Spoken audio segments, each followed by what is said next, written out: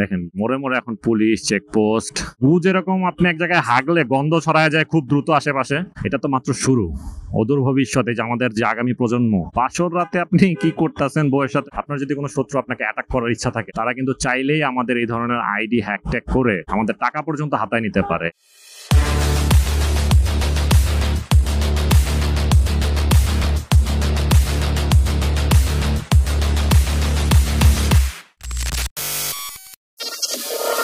আসসালামু আলাইকুম, স্বাগতম বুম বুম কাকার চ্যানেলে। আরো একটা নতুন ব্লগ ভিডিও নিয়ে হাজির হয়ে গেছি আমি, আপনাদের নমি কাকা।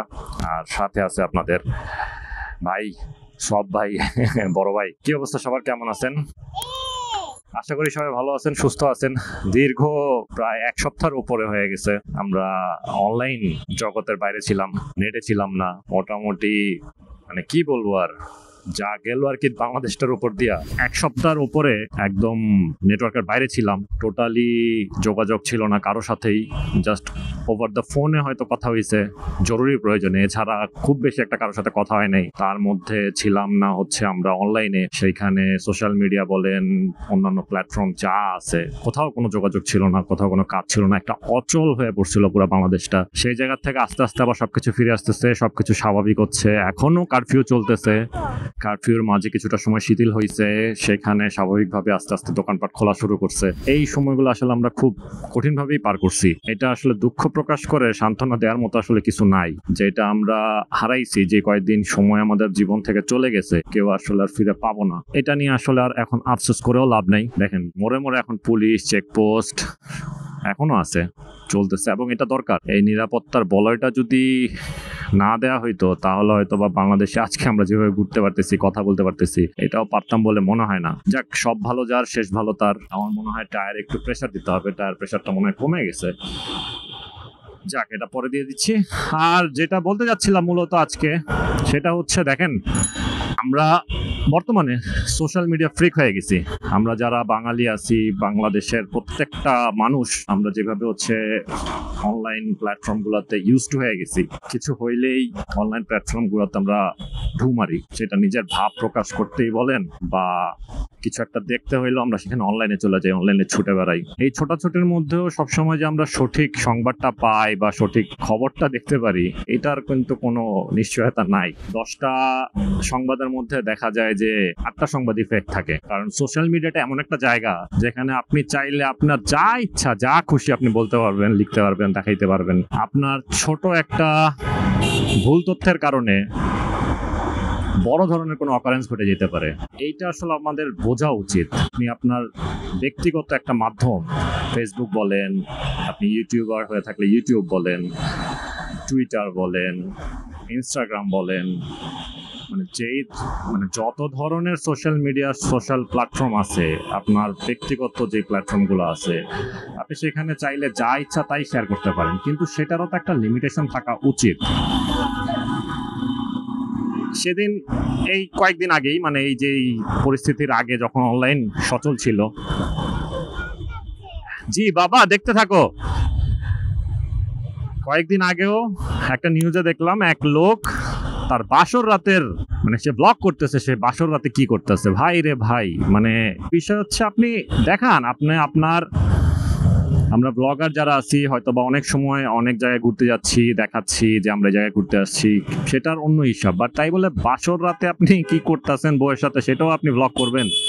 মানে এত নিচে কেমনে নামেন রে ভাই? এটা তো একটা নর্মাল কমন সেন্স। আপনি ভাইরাল হওয়ার জন্য, ভিউ বাড়ানোর জন্য যা তা করবেন, তা মানে কি আর বলবো। যাই হোক, দেখেন আপনি, আমি, আমরা যা শেয়ার করি না কেন, একটু বুঝে শুনে যাচাই বাছাই করে শেয়ার করা উচিত। কিছুদিন আগে যে ছাত্র আন্দোলন হইলো, কোটা আন্দোলন, যেটা কোটা নিয়ে আন্দোলন, তার মাঝখানে আপনার অনলাইনে এত এত পরিমাণের গুজব ছড়ানো হয়েছে, যেটা আসলে বলার মানে ভাষা নাই আর কি। সেটাকে গুজবরে আসলে গুজব কেন বলছি আমি, এই কাজগুলো তো ভাই গুয়ের মতো। গু যেরকম আপনি এক জায়গায় হাগলে গন্ধ ছড়ায় যায় খুব দ্রুত আশেপাশে, এই গুজবটাও সেম এই টাইপেরই। এটা হচ্ছে একটা জব, মানে জব তো হচ্ছে যে চাকরি বাকরি করার জন্য আমরা ওই যে বিডি জব, তারপর আরো কি কি জবে যে জব চাকরি খুঁজি না, এরকম জবটা হচ্ছে একটা অনেকটা এরকমই আর কি। মানে গুয়ের যেরকম গন্ধ ছড়া যায়, আপনার এই জব গুলাও এরকম গন্ধ ছড়া যায়। আপনি এক জায়গায় মনে করেন যে হাইগা দিবেন, সেই জায়গা থেকে আশেপাশে গন্ধ ছড়াবে। সো আপনি এরকম একটা জিনিস শেয়ার করবেন যেটা আশেপাশের মানুষ দেখা না বুঝা শেয়ার করা শুরু করবে, তো এটা তো ছড়াবেই, স্বাভাবিক। এক একটা শেয়ার বলেন বা এক একটা পোস্টে বলেন, যেই পরিমাণ মানে ভাইরালের জন্য বা ট্রেন্ডি করার জন্য আমরা যে ধরনের মেসেজ ছড়াচ্ছি, এইগুলা ভাই টোটালি মনে করেন বুলশিট। সো এই ধরনের কাজ থেকে ভাই আমাদের এখনো সময় আছে, সচেতন হওয়া উচিত। আর আমাদের বাংলাদেশে ভাই আইন যত যাই বলেন না কেন, আইন ভাই অত কঠিন না যতটা আমরা ভাবি। কারণ কি, অন্যান্য দেশে ভাই এই ধরনের কাজ করলে আপনার আইডি তো বন্ধ করতে করতেই আপনাকে সাইবার সিকিউরিটির মামলা দিয়ে আপনার জেলের মধ্যে রাখতো কয়েক মাস, জেল জরিমানা করে মনে করেন যে আপনার পাগল বানায় ফেলতো। এই ধরনের গুজব ছড়ায়া আপনি হয়তো বা আপনার সাময়িক একটা লাভবান হচ্ছেন, একটা ভিউ পাচ্ছেন, আপনার পেজ বলেন বা আপনার আইডি বলেন, ফলোয়ার বাড়তেছে, সবই ঠিক আছে। কিন্তু এই একটা গুজবের কারণে যে কি পরিমাণ ক্ষতি হইতে পারে সেটার কোনো আইডিয়া আপনাদের নাই। এটা তো মাত্র শুরু। অদূর ভবিষ্যতে যে আমাদের যে আগামী প্রজন্ম, আপনারা যদি এগুলো এখনো কন্টিনিউ করেন, আগামী প্রজন্ম মনে করেন একটা বাংলাদেশ তো দূরের কথা, আইএসআই জঙ্গি টঙ্গির যেরকম একটা ফ্যাক্টরি হয়ে গেছে বিভিন্ন দেশ, সন্ত্রাসীদের জঙ্গি হামলার কারণে জঙ্গিদের আস্তানা হয়ে গেছে, এই বাংলাদেশটাও এইরকমই হয়ে যাবে আপনাদের এই মূর্খতামির কারণে। মূর্খতামি তো বলে না, কি বলে জানি না, বাট এই ধরনের মূর্খের মতো কাজ করার কারণে আপনি আপনার একটা ব্যক্তিগত আইডিতে আপনি আপনার ব্যক্তিগত কিছু শেয়ার করতেছেন, আপনি কোথায় আছেন, কোথায় যাচ্ছেন, সবকিছু আপনি শেয়ার করতেছেন। এই জিনিসগুলা কুচক্র মহল যারা আছে, যারা বিভিন্ন হ্যাকার আছে, দেখা গেছে যে অনেক সময় আপনারই শত্রু এই বিষয়গুলোর সদ্ব্যবহার করে। হয়তো আপনার মনের অজান্তে আপনি একটা জায়গায় আসছেন, শেয়ার দিয়ে দিলেন যে আমি এই জায়গায় আছি। আপনার যদি কোনো শত্রু আপনাকে অ্যাটাক করার ইচ্ছা থাকে, সে যদি জানতে পারে যে আপনি অমুক জায়গায় আছেন, সে চাইলেই আপনাকে রিচ করতে পারতেছে। আমরা এখন বর্তমানে ক্যাশলেস হয়ে গেছি। ক্যাশলেস বলতে এখন মোবাইল ব্যাংকিং থেকে শুরু করে অনেক ধরনের অ্যাপের মাধ্যমে আমরা ট্রানজেকশন করে থাকি। তো এই আমাদের ইনফরমেশনগুলো লিক করার কারণে যারা হচ্ছে মনে করেন হ্যাকার বা যারা সন্ত্রাসী কার্যক্রম চালায়, তারা কিন্তু চাইলেই আমাদের এই ধরনের আইডি হ্যাক করে আমাদের টাকা পর্যন্ত হাতায় নিতে পারে। এইগুলা ভাই হয়তো আমরা সাময়িকভাবে চিন্তা করি না, বাট ছোট ছোট এই বিষয়গুলো আমাদের জন্য অনেক ক্ষতির কারণ হয়ে দাঁড়ায়, বড় বড় ক্ষতির কারণ হয়ে দাঁড়ায়। আর কিছু হইলেই ভাই হুটহাট করে আমরা যেভাবে ঝাঁপায় পড়ি, লাফায় পড়ি, কোনো কিছু একটা না জেনে না বুঝে, এইগুলা ভাই আর কতদিন চলবে? আমাদের কি এখনো শিক্ষা হবে না? মানে আমরা কি এখনো বুঝবো না? সময় আছে, সময় থাকতে থাকতে আমাদের সতর্ক হওয়া উচিত। সুন্দর একটা বাংলাদেশের জন্য ভাই আমাদের প্রত্যেকের সতর্ক হওয়া উচিত। বৃষ্টি আসতেছে, আমরা একটা জায়গায় দাঁড়াবো, চলো।